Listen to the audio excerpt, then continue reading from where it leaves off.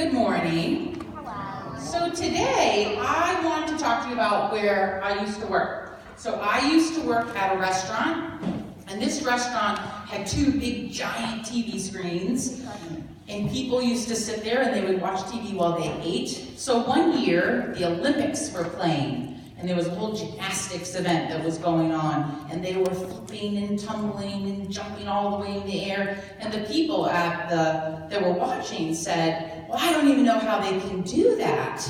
So I mentioned that there are springs underneath that floor.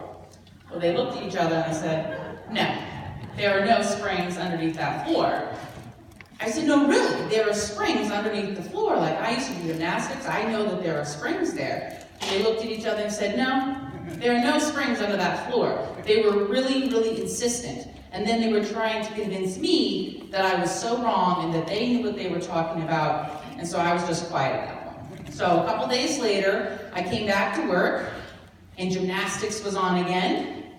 The same people were sitting there watching, and the announcer came on. "There are over 2,000 springs under the gymnastics floor." And I just kind of looked, and they looked at me. I was a little smug, I was. But finally, they believed what I knew to be true all along. Now, looking back on that, I was a little surprised at how I hesitated when I knew that that was true. But the other people were so insistent, it really kind of made me question what I knew. So I want you to look at this and describe to me what you see. It's a red circle. Now, would it change your mind if I said that was a red square? Yeah. No? What if I really insisted that it was a red square? What if I really meant it? This is a red square, Ian. No? It wouldn't change it for you, would it? It wouldn't change the fact that that is a red circle just because I insisted that it wasn't, would it?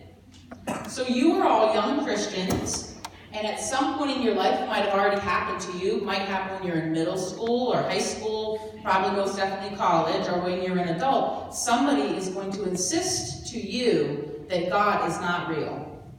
Someone is going to tell you that they don't believe that Jesus Christ was real, or that if Jesus Christ was real, that he was not the Son of God. Don't let that change what you know to be true about your relationship with God. Don't let that shake your faith. People come to believe in God at all different times in their lives, some when they're really young, some when they're older, some people never believe. But that doesn't need to change what you know to be true about God. Don't let it shake your faith. Let's pray. Gracious God, help us to remember that you love us wherever we are at on this wonderful journey with you. Help us to remember that you are a loving and ever-present God. Amen.